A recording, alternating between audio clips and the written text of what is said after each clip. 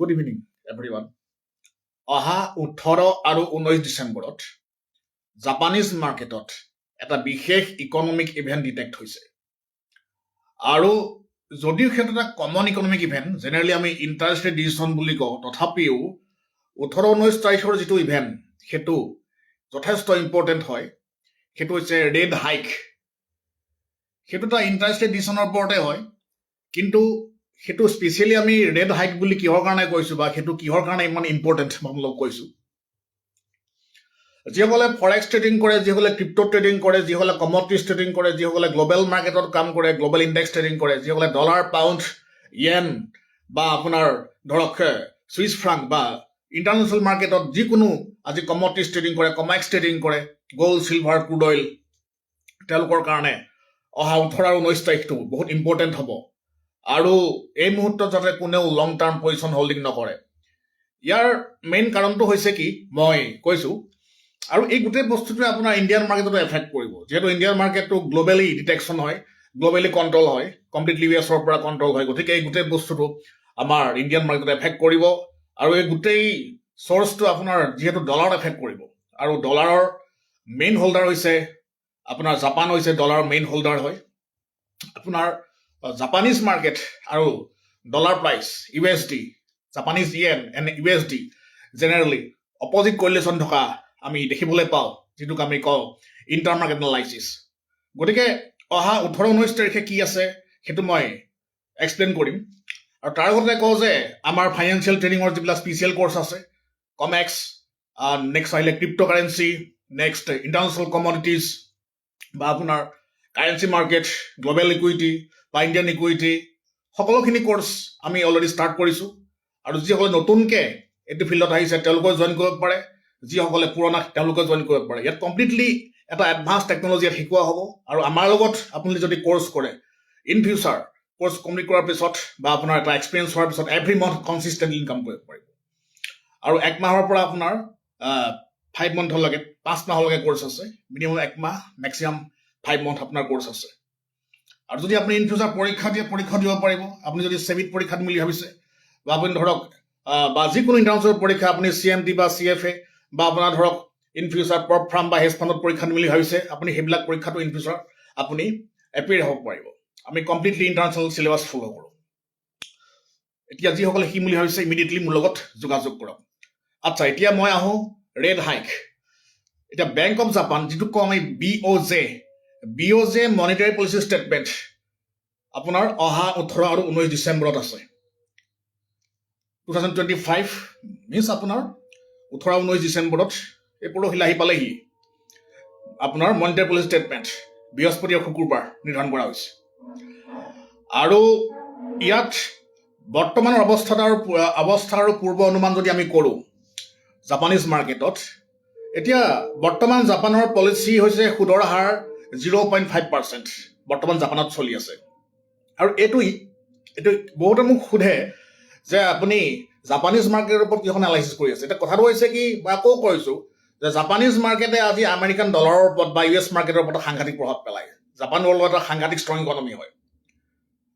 আপুনি ক্ৰিপ্টোৰ ফালৰ পৰাই কওক আজি গ্ল'বেল ফৰেক্সৰ পৰাই কওক বা কমডিটিজ ফালৰ পৰাই কওক আজি জাপানীজ মাৰ্কেটটো এটা সাংঘাতিক ষ্ট্ৰং মাৰ্কেট হয় ইণ্ডিয়ান মাৰ্কেটতকৈ বহুত ষ্ট্ৰং মাৰ্কেট জাপানীজ মাৰ্কেটটো গতিকে আপুনি জাপানীজ য়েনে ডলাৰত ডাইৰেক্টলি প্ৰভাৱ পেলায় ডাইৰেক্ট এফেক্ট কৰিব ডলাৰ যদি এফেক্ট হয় ৱৰ্ল্ডৰ প্ৰত্যেকটো ইকনমি এফেক্ট কৰিব ইণ্ডিয়ান নিফটি বেংক নিফটিৰ পৰা আৰম্ভ কৰি পেলাই ৱৰ্ল্ডৰ প্ৰত্যেকটো ইকনমি এফেক্ট কৰিব গতিকে আমি মেইন চ'ৰ্চটো জনা দৰকাৰ গতিকে সেইকাৰণে আমি মেইনলি গ্ল'বেলি বস্তু ডিটেকশ্যন কৰোঁ এতিয়া মই আকৌ কৈছোঁ 18 আৰু 19 ডিচেম্বৰ মিছ আপোনাৰ ফ্ৰাইডে মেইনলি আমি ইকনমিক কেলেণ্ডাৰত ফ্ৰাইডে ডিটেকশ্যন হৈছে আপোনাৰ 19 তাৰিখে এটা জাপানৰ যিটো ইণ্টাৰেষ্ট ৰেট ডিচিশ্যন আছে যিটোক আমি কওঁ ৰেড হাইক একচুৱেলি জাপানৰ আকৌ মই কৈছোঁ পলিচি সুদৰ হাৰ 5% আৰু ইকনমিষ্টসকলৰ মতে বা ইয়াত কেইটামান ৰিপৰ্ট বজাত আহিছে ৰয়টাৰ্ছ পল আৰু ব্লুমবাৰ্গৰ মতে ৰয়টাৰ্ছ পলৰ মতে আপোনাৰ 90%কৈ বেছি আৰু ব্লুমবাৰ্গৰ মতে আপোনাৰ BOJ এই মিটিঙত আপোনাৰ সুদৰ হাৰ আপোনাৰ ইণ্টাৰেষ্ট ৰেটটো 0.25 কৰিব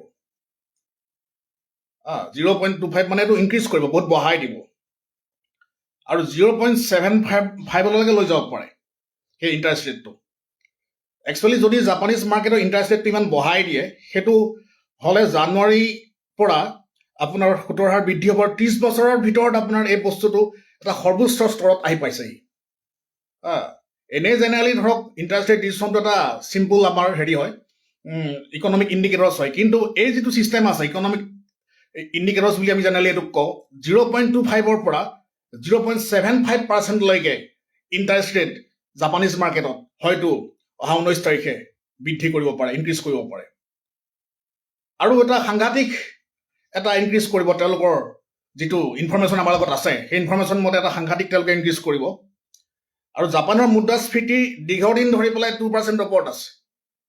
জাপানৰ যিটো ইনফ্লেশ্যন সেই ইনফ্লেশ্যনটো আপোনাৰ বহুত দিন ধৰি পেলাই 2%ৰ ওপৰত আছে আৰু নেক্সট হৈছে কি সেইকাৰণে এই বস্তুটো তেওঁলোকে বৃদ্ধি কৰিব বিচাৰিছে আৰু ৱেজ গ্ৰথ যিটো মজুৰি বৃদ্ধি তেওঁলোকৰ এটা এই বস্তুটো কণ্টিনিউচলি চলি আছে যাৰ ফলত তেওঁলোকৰ মুদ্ৰাস্ফীতিটো স্থায়ী হোৱাৰ সম্ভাৱনা আছে সেইকাৰণে তেওঁলোকে এই ইণ্টাৰেষ্ট ৰেটটো বৃদ্ধি কৰিব বিচাৰিছে আৰু য়েন জাপানিজ যিটো য়েন আছে য়েন কাৰেঞ্চিটো তেওঁলোকৰ একচুৱেলি দুৰ্বল হোৱাৰ বাবে আমদানিৰ মূল্যটো বাঢ়ি গৈছে যিটো ইম্পৰ্ট এক্সপৰ্ট তেওঁলোকে এইটো যিটো আমদানি কৰিছে তেওঁলোকৰ তাৰ যিটো প্ৰাইচ ভেলুটো বাঢ়ি গৈছে তাৰ কাৰণে সেইকাৰণে তাৰ ফলত আপোনাৰ মুদ্ৰাস্ফীতিটো যথেষ্ট ইনফ্লেশ্যনৰ ওপৰত তেওঁলোকৰ যথেষ্ট প্ৰেছাৰ আহি আছে নেক্সট আৰু এটা ইয়াত আমাৰ ইনফৰমেশ্যন আহিছে BOJ গভৰ্ণৰ কাজুৱে সেই কথাটো কৈছে কাজুৱে ডিচেম্বৰত সুদ বঢ়োৱাৰ আপোনাৰ এটা স্পষ্ট এটা ক্লিয়াৰ তেওঁ এটা নটিফিকেশ্যন দিছে জাপানিজ বেংক অফ জাপানৰ গভৰ্ণৰে তেওঁ এটা ক্লিয়াৰ নটিফিকেশ্যন দিছে যে ইণ্টাৰেষ্ট ৰেটটো বঢ়াব লাগে গতিকে বহুত কেইটা চ'ৰ্চ আছে সেইকেইটা চ'ৰ্চৰ পৰা আমি গোটেই বস্তুটো চাইছোঁ আৰু প্ৰধানমন্ত্ৰী চানায়ে টাকাইচি জাপানৰ যোন প্ৰধানমন্ত্ৰী আছে তেওঁ এই বৃদ্ধিক সহ্য কৰিব পাৰিম বুলি কৈছে যিটো ইণ্টাৰেষ্ট ৰেটটো বঢ়াব একচুৱেলি যিবিলাক গভৰ্ণৰ আছে তেওঁলোকে হেৰি কৰে অপ'জ কৰে বেছি বঢ়াই দিলে যেনেকৈ ধৰক আজি আমেৰিকাৰ যেতিয়া আমাৰ ফেডাৰেল ৰিজাৰ্ভৰ গভৰ্ণৰে ইণ্টাৰেষ্ট ৰেটৰ ওপৰত কথা কয় এতিয়া ট্ৰাম্পে বস্তুটো অপ'জ কৰে মাজে মাজে তাক ফেডাৰেল ৰিজাৰ্ভৰ যোন গভৰ্ণৰ আছিলে তেখেতক সলনি কৰিম বুলি কয় চেঞ্জ কৰিম বুলি কয় খঙত গতিকে সেইকাৰণে ধৰক আজি কিন্তু জাপানীজ চৰকাৰেও এই বস্তুটো ইণ্টাৰেষ্ট ৰেটটো বঢ়াব যিটো মানি লৈছে তেওঁলোকে গতিকে সেইকাৰণে ইণ্টাৰেষ্ট ৰেটটো জানুৱাৰীৰ পৰা আপোনাৰ জাপানিজ মাৰ্কেটত বঢ়াৰ এটা ক্লিয়াৰলি আইডেণ্টিফিকেশ্যন বা এটা ক্লিয়াৰ ইণ্ডিকেশ্যন আমাৰ তাত আহি পৰিছে এটা ইনফৰমেশ্যন আহি পৰিছে আৰু ইয়াৰ ফলত কি হ'ব জাপানিজ মুদ্ৰাটো বহুত পাৱাৰফুল হৈ যাব য়েন নেক্সট আপোনাৰ ঋণটো বাঢ়িব কিন্তু ঋণৰ খৰচ বাঢ়িব কিন্তু অৰ্থনীতিটো আল্টিমেটলি জাপানৰ ইকনমিটো ষ্টেবল হৈ থাকিব ভৱিষ্যতে সুদটো আপোনাৰ জাপানিজ ইণ্টাৰেষ্ট ৰেটটো আৰু বাঢ়িব পাৰে 2026ত আৰু 1% বঢ়াব পাৰে ছাপ'জ যদি এতিয়া 25% বঢ়ায় তেতিয়া 26%ও হ'ব পাৰে গতিকে এই বস্তুটো তেওঁলোকে যিটো জাপানিজ ইণ্টাৰেষ্ট ৰেটটো বঢ়াইছে মই আকৌ কৈছোঁ 0.25%ৰ পৰা 0.75% তেওঁলোকে ইণ্টাৰেষ্ট ৰেটটো বঢ়োৱাৰ এটা ক্লিয়াৰলি ইয়াত ইনফৰমেশ্যন আমাৰ তাত আহি পৰিছে আৰু যাৰ ফলত US ডলাৰৰ পৰা এটা সাংঘাতিক এফেক্ট পৰিব আৰু US ডলাৰৰ ওপৰত যেতিয়া এফেক্টটো পৰিব সেই এফেক্টটো ক্ৰিপ্ট'কাৰেঞ্চিৰ ওপৰতো পৰিব আৰু ক্ৰিপ্ট'কাৰেঞ্চিৰ ওপৰত এফেক্ট যদি পৰে আপোনাৰ গোটেই ৱৰ্ল্ড ইকনমিৰ ওপৰত এফেক্ট পৰিব ইণ্ডিয়ান মাৰ্কেটৰ ওপৰত এফেক্ট পৰিব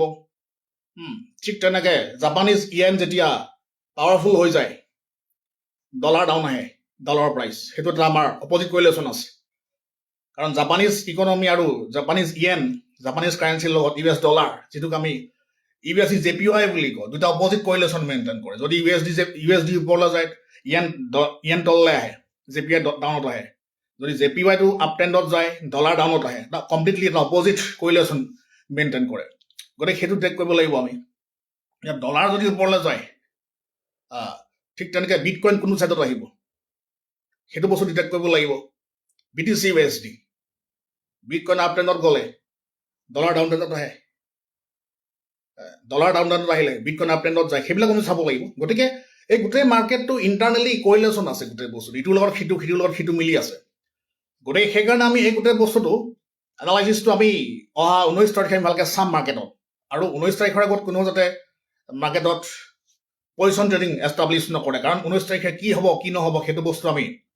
19 তাৰিখেহে গম পাম। আৰু যিসকলে মাৰ্কেটত কাম কৰে তেওঁলোকে ইকনমিক কেলেণ্ডাৰত 19 তাৰিখৰ টাইমটো চাই ল'ব। আৰু 18-19 দুইটা আপোনাৰ তাৰিখ আছে ইয়াতে, যিখন আমাৰ বড়ো ব্ৰেকটৰ মিটিং আছে, BOJ bank of monetary policy ষ্টেটমেণ্টৰ যিখন মিটিং আছে জাপানত, তাত 18 আৰু 19 তাৰিখ দুইটা আছে আপোনাৰ ডেটটো। গতিকে এই বস্তুটো চাব আৰু টাইমটো লৈ পেলাই তাত ট্ৰেডিং কৰাটো বেটাৰ। আৰু ন' ডাউট 19 তাৰিখে ইণ্টাৰনেশ্যনেল মাৰ্কেটত ট্ৰেডিং কৰাসকলৰ, বিটকইন, ক্ৰুড অইল বা কমডিটিজ ট্ৰেডিং কৰাসকলৰ বা ফৰেক্স ট্ৰেডিং কৰাসকলৰ প্ৰফিটটো হোৱাটো কনফাৰ্ম আছে, কাৰণ সেইটো এটা সাংঘাতিক ইকনমিক ইভেণ্ট হয়। আৰু 30 বছৰৰ পিছত সেই ইভেণ্টটো জেক্ট হৈছে। জেনেৰেলি ইণ্টাৰেষ্ট ৰেট ডিচিশ্যনটো যিকোনো আপোনাৰ মাৰ্কেটৰ বা যিকোনো আপোনাৰ কাৰেঞ্চিৰ ভিতৰত ইণ্টাৰেষ্ট ৰেট ডিচিশ্যনটো এটা মেজৰ ইকনমিক ইভেণ্ট। আপোনাৰ US ডলাৰে হওক বা জাপানীজ ইয়েনে হওক বা আপোনাৰ ধৰক আজি ৱৰ্ল্ডৰ যিকোনো কাৰেঞ্চি পেয়াৰৰ কাৰণে বা কাণ্ট্ৰিৰ কাৰণে বা যিকোনো ৰিজাৰ্ভ বেংকৰ আজি ইণ্টাৰেষ্ট ৰেট ডিচিশ্যনটো এটা মেজৰ ইকনমিক ইভেণ্ট হয়। আৰু সেই ইকনমিক ইভেণ্টটো সকলো ট্ৰেডাৰে ফ'ল' কৰে, গ্ল'বেলি ফ'ল' কৰে। আৰু সেই ইভেণ্টটোৰ ওপৰত বেছ কৰি, সেইটোক আমি জেনেৰেলি ইকনমিক ইণ্ডিকেটৰ্ছ বুলি কওঁ, সেইটোৰ ওপৰত বেছ কৰি পেলাই আজি ৱৰ্ল্ডৰ ইকনমিক এটা সাংঘাতিক আপ ডাউন এটা ভলেটিলিটি সৃষ্টি হয়। এই যিটো ভলেটিলিটি আছে সেই ভলেটিলিটিটো এইবাৰ বেছি হ'ব 19 তাৰিখে, কাৰণ 30 বছৰৰ পিছত এটা সাংঘাতিক ইণ্টাৰেষ্ট ৰেট তেওঁলোকে বঢ়াই দিম বুলি কৈছে। আৰু নেক্সট হৈছে কি, ইণ্টাৰেষ্ট ৰেট ডিচিশ্যনটো এটা মেজৰ ইকনমিক ইভেণ্ট। আৰু আগতে মই ইণ্টাৰেষ্ট ৰেট ডিচিশ্যনৰ কথা বা সিমান বস্তুত ইম্পৰ্টেঞ্চ নিদিওঁ, বা সকলোৱে জানেই, মোৰ তাত যিসকল আহিছে বা যিসকলে প্ৰফেচনেলি ট্ৰেডিং কৰে তেওঁলোকে জানেই। অৱশ্যে মই কেণ্ডেলষ্টিক চাই পেলাই জাপ মাৰি ট্ৰেডিং কৰা মানুহসকলৰ কথা কোৱা নাই, যিসকলে প্ৰফেচনেলি ট্ৰেডিং কৰে। আৰু তেওঁলোক একচুৱেলি প্ৰফেচনেল ট্ৰেডাৰ বা ইনভেষ্টৰৰ হাইত তেওঁলোক নপৰেও। যিসকলে প্ৰফেচনেলি ট্ৰেডিং কৰে, যিসকলে ফাণ্ডামেণ্টেলছ বা টেকনিকেলছৰ ওপৰত কমপ্লিটলি বেছ কৰি পেলাই আপোনাৰ ধৰক চাইণ্টিফিক এভিডেন্সৰ সহায়ত ট্ৰেডিং কৰে। ট্ৰেডিংটো এটা ইভিডেন্স বেছ এনালাইচিছ হয়। টেকনিকেল এনালাইচিছ বা ট্ৰেডিং বা ইনভেষ্টিংটো এটা ইভিডেন্স বেছ আমি কাম কৰোঁ। এইটো কোনো ব্লাইণ্ড গেম বা আপোনাৰ ধৰক ব্লাইণ্ড শ্বট নহয়, এইটো বস্তু এটা কমপ্লিটলি ইভিডেন্সৰ ওপৰত গোটেই বস্তুটো কেলকুলেশ্যন হয়। যিসকলে ইভিডেন্স বেছ এনালাইচিছ কৰে, যিসকলে কমপ্লিটলি ফাণ্ডামেণ্টেলছ বা টেকনিকেলছ কৰে, আৰু তেওঁলোকে এইখিনি বস্তু জানেই। গতিকে কিন্তু হ'লেও এই 19 তাৰিখৰ যিটো ডিটেকশ্যন আছে সেইটো এটা সাংঘাতিক ডিটেকশ্যন হ'ব। আৰু সেইকাৰণে 19 তাৰিখলৈকে আপোনালোক সকলো ৰেডি থাকক মাৰ্কেটত ট্ৰেড কৰিবৰ কাৰণে। আৰু ইকনমিক কেলেণ্ডাৰত আপোনালোকে বস্তু চাব টাইমটো কিমানত আছে, আৰু সেই টাইমটোৰ পিছতহে যাতে ট্ৰেড কৰে, তাৰ আগত ট্ৰেড নকৰে। যেতিয়া যিকোনো এটা ইকনমিক ইভেণ্ট ডিটেকশ্যন হয়, ইকনমিক ইভেণ্ট ডিটেকশ্যন হোৱাৰ পিছতহে আমি ট্ৰেডটো কৰোঁ, তাৰ আগত আমি ট্ৰেড নকৰোঁ। সেইটো এটা বহুত ইম্পৰ্টেণ্ট কথা। কিন্তু বহুতে কি হয়, তেওঁলোকে নিউজটো চাই পেলাই এটা অনুমানিক এনালাইচিছ কৰি পেলাই আগতে এণ্ট্ৰি কৰে, কিন্তু আগতে জেনেৰেলি এণ্ট্ৰি নকৰে, পিছতে এণ্ট্ৰি কৰে গোটেই বস্তু। নিউজটো চোৱাৰ চাম জেনেৰেলি 15 মিনিট 20 মিনিট আধা ঘণ্টা হ'ব লাগে, কাৰণ নিউজটো হৈছে এটা এইবিলাক একচুৱেলি নিউজ বুলি নকয়, এইবিলাকক কয় ইকনমিক ইণ্ডিকেটৰ। এইবিলাক বস্তু যিবিলাক ডাঙৰ ডাঙৰ ট্ৰেডাৰ থাকে, আজি ৱাৰেন বাফেটে হওক, জৰ্জ সৰজ হওক বা আপোনাৰ ধৰক বিল উইলিয়ামছ আছিলে আগতে, তেওঁলোকে ফুল্লি ফ'ল' কৰে। আপুনি হয়তো এটা কথা শুনিছে, the man who broke bank of England, তেখেতৰ নাম আছিল জৰ্জ সৰজ। একেদিনাই তেওঁ $1 বিলিয়ন ইনকাম কৰিছিলে। সেই যে একেদিনাই যে $1 বিলিয়ন ইনকাম কৰিছিলে, তাৰ বেকত এনেকুৱা লজিকবিলাক আছিলে। ফাণ্ডামেণ্টেল চ'ৰ্চ, টেকনিকেল চ'ৰ্চ দুটা আমি কালেকশ্যন কৰিলোঁ, তাৰপিছত আমি ট্ৰেড কৰোঁ। এতিয়া অনুমানিক কেণ্ডেল চাই পেলাই আমি ট্ৰেড নকৰোঁ। গতিকে 19 তাৰিখলৈকে আপোনালোকে ৰওক, আৰু 19 তাৰিখে ট্ৰেডিঙত আমি আশা কৰোঁ এটা ভাল প্ৰফিট হ'ব। গতিকে আমি সেই বস্তুবিলাক ডিটেকশ্যন কৰা বহুত দৰকাৰ। আৰু লাষ্ট মই এইখিনিতে এটা কথা কওঁ, বহুত মানুহে মোক কয়, এতিয়া কালি এজন মানুহে ফোন কৰিলে, পৰহি এজন ফোন কৰিলে, টেকনিকেল ইণ্ডিকেটৰে কাম নকৰে। মই জীৱনৰ প্ৰথম অৱস্থাত ট্ৰেডিং কৰোঁ, টেকনিকেল ইণ্ডিকেটৰ লগাইছিলোঁ, কাম নকৰাৰ কাৰণে ফাণ্ডামেণ্টেল চালোঁ, ফাণ্ডামেণ্টেলো কাম নকৰে। গতিকে মই এতিয়া লাহেকৈ নিজাকৈ ফৰ্মুলা এটা বনাই লৈছোঁ, কেনেচিছটো কাম নকৰে, নিজাকৈ ফৰ্মুলা বনাইছোঁ, আৰু এতিয়া মই প্ৰফিটেবল। এই কথাটো বহুত ক্ষেত্ৰত আপুনি শুনিব আৰু বহুতে আপুনি কোৱা দেখিব। এতিয়া কথাটো হৈছে কি, আপুনি যদি নিজাকৈ ট্ৰেডিঙত ফৰ্মুলা বনাবলৈ যায়, বা আপুনি যদি নিজাকৈ টেকনিকেল এনালাইচিছ বা ফাণ্ডামেণ্টেল এনালাইচিছ নাজানেই পেলাই, ফাণ্ডামেণ্টেলছ মানে আপোনাৰ ধৰক ট্ৰেডিঙৰ কাৰণে টেকনিকেলছটো কম্পালচৰি, ফাণ্ডামেণ্টেলটো আমি এজ এ বেকিংছ পাৱাৰ হিচাপে আমি লওঁ, কিন্তু টেকনিকেলছ কম্পালচৰি। নাজানি পেলাই আপুনি যদি নিজাকৈ ইয়াত থিয়ৰী বনাবলৈ যায়, আপুনি হয় এদিন দুদিন এবছৰ 1.5 বছৰ আপুনি প্ৰফিট কৰিব পাৰে যদি মাৰ্কেটটো কণ্ডিশ্যনটো ভাল থাকে, কিন্তু এদিন নহয় এদিন আপুনি ৰাস্তাত আহি যাব লাগিব। আপুনি ট্ৰেডিঙত যিমান প্ৰফিট কৰিছে চব জিৰ' হৈ যাব আপুনি নিজাকে থ্ৰী বনাবলৈ যায় ইয়াত কমপ্লিটলি গোটেই বস্তুটো ইয়াত আমি ৰুলছ এণ্ড ৰেগুলেশ্যন অলৰেডি 100 বছৰ আগতে বনোৱা আছে ইয়াত আপুনি মই নতুনকৈ বনাবলৈ একো নাই মাৰ্কেটৰ স্কেনিং ছিষ্টেম বা চিমকো system AI based trading system actually কি হয় মাৰ্কেটৰ স্কেনিং ছিষ্টেমটো মেইন হয় গতিকে স্কেনিং ছিষ্টেমৰ পৰাই আৰম্ভ কৰি ৱৰ্ল্ডৰ যিকোনো ট্ৰেডিং টেকনলজি বহুত বছৰ আগতে বনোৱা আছে ইয়াত আপুনি বা নতুনকৈ সৃষ্টি কৰিবলগীয়া বস্তু একো নাই আমি জাষ্ট এটা বস্তু শিকিব লাগে মাৰ্কেটৰ স্কেনে কেনেকৈ কৰে মাৰ্কেটটো ইন ফিউচাৰ ক'ত যাব আমি সেইটো বস্তুৱে আমি জানিব লাগে বেলেগ বস্তু আমি জানিব দৰকাৰ নাই আৰু মাৰ্কেটটো ইন ফিউচাৰ ক'ত যাব কেনেকৈ যাব তাৰ কাৰণে মাত্ৰ আমি 4-5 বস্তু জানিব লাগে মাৰ্কেট স্কেনিং চিমকো টেকনলজি কেইটামান কম্বিনেশ্যন আছে আৰু ফাণ্ডামেণ্টেল চ'ৰ্চবিলাক সেই 5টা বস্তু আমি জনা দৰকাৰ ইণ্ডিকেটৰ্ছ আপুনি 6-7টা জানিলে কাফি আছে ইণ্ডিকেটৰ্ছটো ট্ৰেডিঙৰ মেজৰ আপোনাৰ এটা কম্পনেণ্ট নহয় মেজৰ কম্পনেণ্ট হৈছে স্কেনিং ছিষ্টেমটো স্কেনিং কৰিবলৈ আপুনি যিকোনো ইণ্ডিকেটৰ ল'ব পাৰে